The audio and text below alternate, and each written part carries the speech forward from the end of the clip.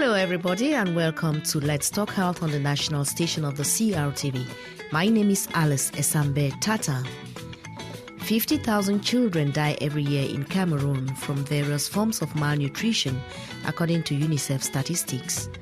Almost 40% of the population of children under 5 years old is at risk of vitamin A deficiency, with rates exceeding 62% in the North region. And acute malnutrition is hitting a 17% high in the country and well beyond the emergency threshold. The situation may get worse with skyrocketing food prices. We examine how malnutrition is a problem in Cameroon and the various interventions on course to fight the problem in this edition of the program.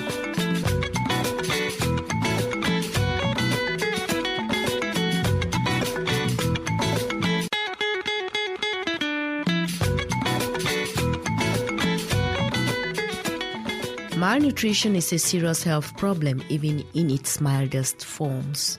Dr. Adidja AMANI is a public health specialist at the Ministry of Public Health. She explains what nutrition means and says there are two main types. Malnutrition can be defined in general as a deficit in food intake, mostly in terms of quality. We have two main types. The first is called marasmus and the second is kwashiorkor. Usually in kwashiorkor, the child is obese with big feet. When you put your finger, you make a pressure, there's like a hole remaining. While in marasmus, the child is skinny. That's the main difference. Many people think that one is malnourished if one does not have enough to eat. Is there a difference between underfeeding and malnutrition? The difference between underfeeding and malnutrition is that in the case of malnutrition, there are certain type of nutrients, certain type of food that the child doesn't receive. So it's a more a quality kind of problem, while underfeeding may be the quantity. So you can eat everything, the meat, proteins, vegetables, everything, but just in small quantity. That's different. But mostly in kwashiorkor and in marasmus, it's linked to a deficit in the specific kinds of nutrients. What percentage of the infant population in Cameroon is affected by malnutrition? Almost 40% of children suffer chronic malnutrition in Cameroon, according to the UNICEF estimate. In northern Cameroon, global acute malnutrition, the deficit is like 115,000 children. What areas in Cameroon are most affected by malnutrition? Malnutrition is mostly in the North region, that include Adamawa region, North and Far North region, and in some way in the East region. However, there was a study made in 1998 by a pediatrician, Dr. Njiki, who shows that even children in the West region have malnutrition, but their kind is more like kwashiorkor-like. So the child is fat, he look normal because he has his normal weight, so you think that the child is normal, but he's undernourished, he has malnutrition, he has kwashiorkor. But in the North region, Far North and Adamawa is mostly marasmus, that's more prevalent. Why is the northern area of Cameroon and a part of the East region, why are they vulnerable to malnutrition? Because it's manifold. Mm-hmm. First of all, North region in general has a certain type of climate or certain type of... That means that there are certain crops that are not readily available for them.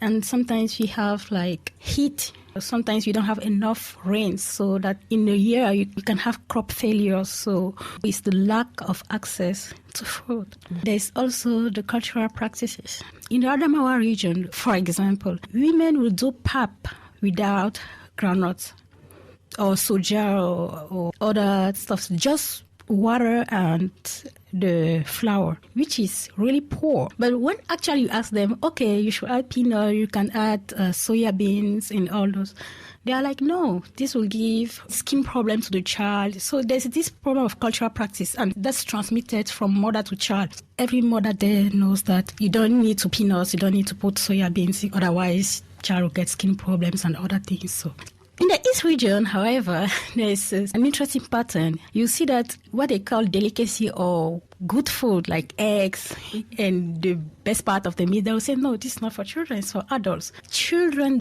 need this type of protein than adults. In the East region that you've mentioned, people live mostly on bushmeat, which is a source of protein too. Why should the children there be suffering from malnutrition when they have enough protein? That's why I raised the cultural problem. Because it's available. It's not like in the north where you don't have the vegetables, the proteins. You have it. It's available. But because of the culture, they think that adults should have the best part. Children should not eat eggs and things like that. So that it's malnutrition. Above, there's always poverty in general. Of course, if you don't have enough money, even if you know what is required, you can always afford to buy what's good for the children. The influx of refugee children from the Central African Republic and Chad is another significant factor. The children usually arrive at refugee camps not malnourished, but the circumstances under which they arrived easily lead to a decline in their health and nutritional status. Families that have been used to owning their own food tend to start depending on food rationing, and the fear of running out of supply is prompting many households to restrict the consumption of food. Lack of birth control is a push factor too, and Dr. Adidja AMANI explains how. You have women with 8 kids, 10 kids. From one pregnancy to another, you really don't have time, to take care of the 6-month-old baby. When you yourself, you are pregnant, sometimes ill, you have to be in the hospital at the same time. So there's this kind of challenge to the fact that they're not spacing out births, and they have a lot of kids. As you know, pregnant women receive supplementation with iron, all these vitamins to avoid this vitamin deficiency, malnutrition. But when you have just 2 kids in a row like that, or 8, even the mother is in some way malnourished. I don't think that should be a great factor because in the West region, for instance, in Fumban, where the people have a similar culture to those in the north, they make many babies and they don't space out their pregnancies. But children in Fumban area don't suffer from malnutrition. The problem is, in the West region, is the kwashiorkor that you mostly have. So you see children, they are all fat, you say, oh no, they are healthy. But, if you examine them, if you're a physician or a hard worker, you know that, oh no, this one, he's as fat as the other one. But it's not just about the size. What are the signs and symptoms? How will a parent know that his or her child is suffering from malnutrition? As I was saying at the beginning, macroscopically, that's physically, there's these 2 big patterns. So the marasmus is the child will be really tiny, small, and the kwashiorkor, you have like big feet. Apart of that, so the child, in the marasmus, the child look emaciated. There's obvious muscle wasting and loss of body fat. There's no edema. So when I was saying the kwashiorkor, there's no edema in the marasmus. The hair is thin and dry. And if you go to the north, you'll see most of the kids, this red, thin hair on the head. The child is apathetic. He's not jumping. He's not like other kids, like you say, this is an unhealthy kid. He has. And diarrhea is frequently associated. Mm-hmm. However, for the kwashiorkor kind of malnutrition, it occurs typically in young children displaced from breastfeeding, maybe by a new baby, like you were talking of, short birth. It's often precipitated by infection, sometimes measles, malaria, and diarrheal disease. There's a generalized edema. Edema, that means there's an accumulation of liquid inside the body that make the body look fat, but it's liquid, so we call it edema. So it's generalized and mostly on the lower limbs. And sometimes you have skin pigmentation. The hair is dry, sparse, and may become reddish or yellowish in color. You can see if somebody is healthy or not just by looking at the texture of his hair. So it's really, really important. And usually they have this distended abdomen. So you think, oh, he eats a lot, he's healthy. No, he's not. So, yes. And then we have other criteria. We need to draw blood, but this is not important. We are talking about physical criteria, yes. Anemia, is it a problem in malnourished children? Of course, it's always a problem because there's a deficit in this food intake. And the iron in the blood comes from, vegetables, protein, everything that we eat. So if you don't have enough intake because you have anemia, yes, anemia is frequent, not almost 98% of cases, yes, they're associated with case of anemia. Tena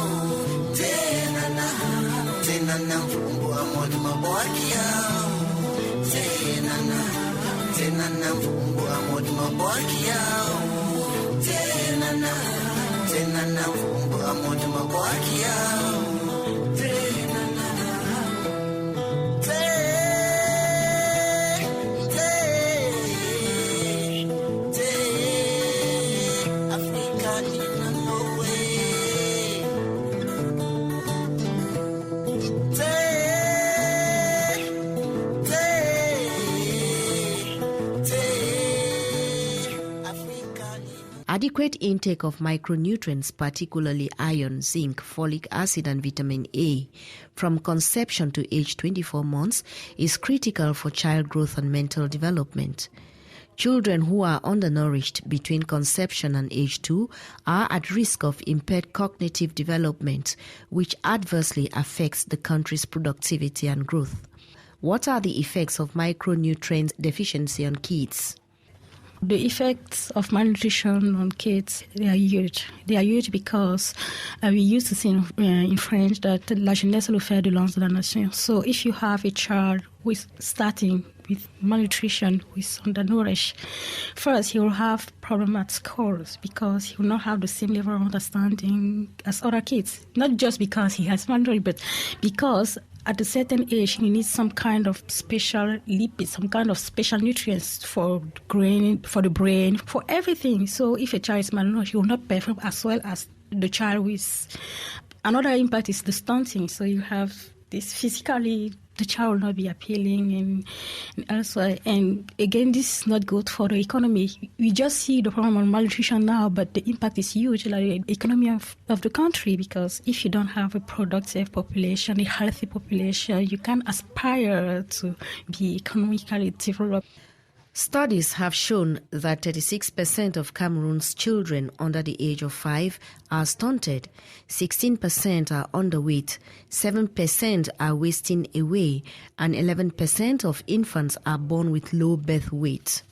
With business as usual, there is no likelihood that Cameroon will meet the Millennium Development Goal number 1C, which is about halving the 1990 rates of child underweight by 2015.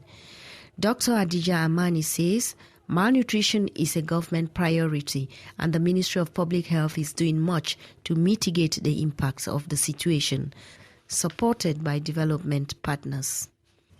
The government, with its development partners and the community, are doing a lot. Huge efforts have been doing since to overcome the malnutrition problem.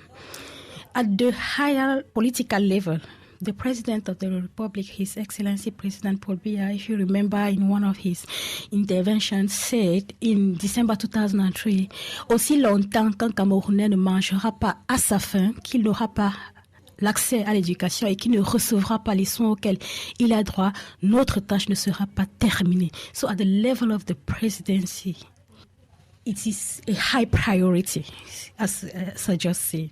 And this high priority is also at the level of the Ministry of Public Health.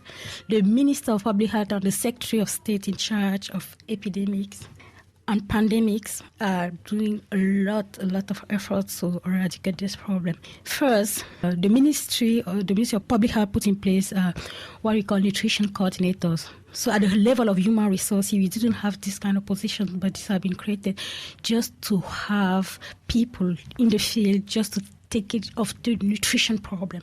And the government, with his collaborator, partners, the WHO, the World Food Programme, UNICEF, Plan Cameroon, have been doing in the past and continue to do a lot of efforts in health promotion of good feeding, and even delivery of supplements, like in the North area.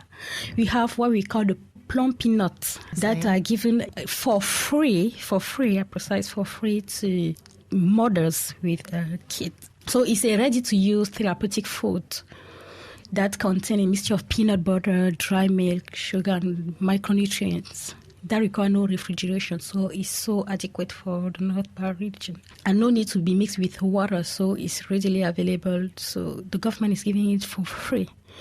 And every month in the hospital, if you go across the hospital in the North region, you'll see that there's a free distribution of even flour, but enriched flour for free that the government and the partners are doing for the population. They also created what we call Centre Nutritionnel in certain hospitals in the North region. If you go to Yagua, you'll find a Centre Nutritionnel. If you go to Hôpital Regional de Mara, you'll find it. Actually, it's more than 20 nutritional health centers, so just to take care of malnutrition. That's a huge effort. What kind of care is provided in these centers? Do they just give them education or they give them the food that they need? It's a many-fold kind of intervention. First of all, there's a sensitization at the level of the community.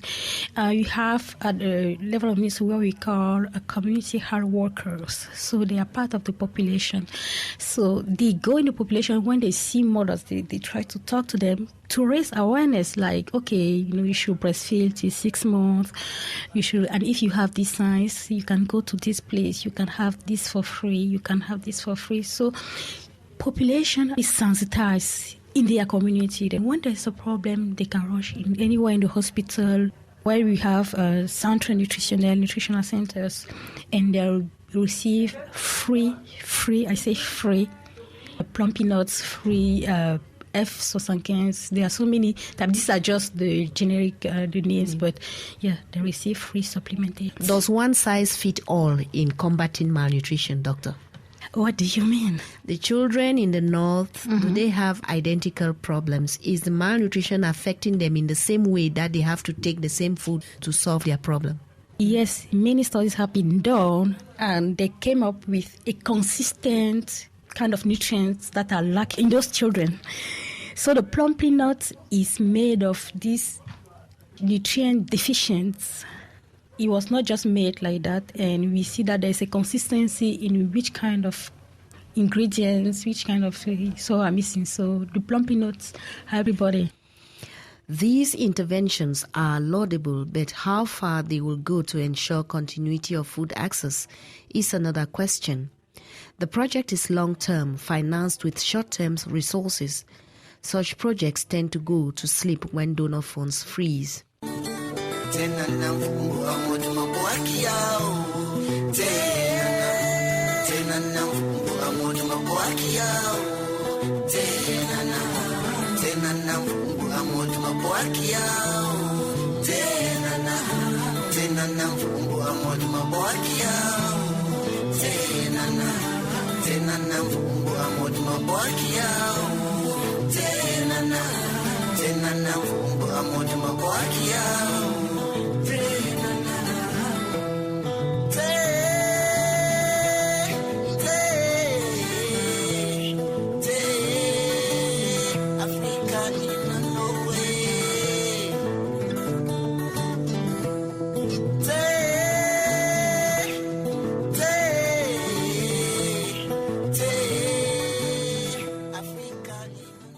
Poverty comes to mind first when malnutrition is mentioned, but there is also malnutrition of excess, which occurs mainly in resource-rich countries.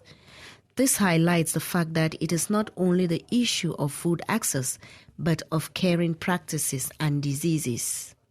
Dr. Adidja AMANI sheds light on how malnutrition affects even the rich.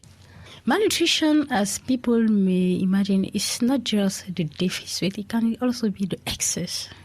Actually, we mentioned the developed country, the high-income country, that's true. But even at our level, we have this kind of double epidemic. Mm-hmm.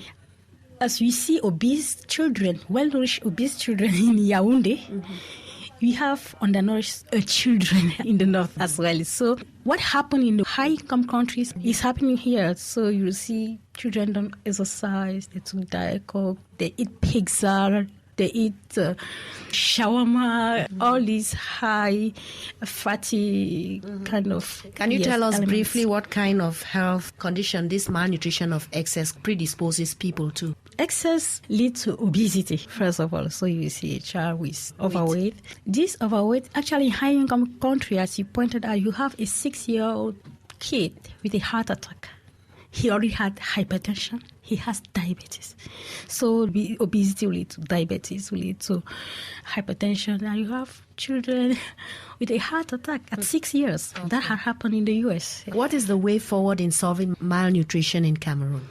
The way forward to solve this problem is mostly about advocacy. Advocacy for what? Advocacy for increased resources. According to the Abuja Declaration, the Ministry of Health should receive 15% of the national budget in order to meet the needs of this population. In Cameroon, it's around 4%. So this is not enough. So the problem is that if you don't have resources, you will be willing to give the company, you will be willing to send people to educate, but all this require money. So I think the next step is advocacy for increased resources in these programs, this area. And also, things go hand in hand. Poverty. How do you go about that? I don't have the answer on how to find solution to poverty. I don't. So, but at the level of the ministry, I think if we can have more fundings, I think you have a better impact to educate, to raise awareness, to continue the free distribution of supplements of food.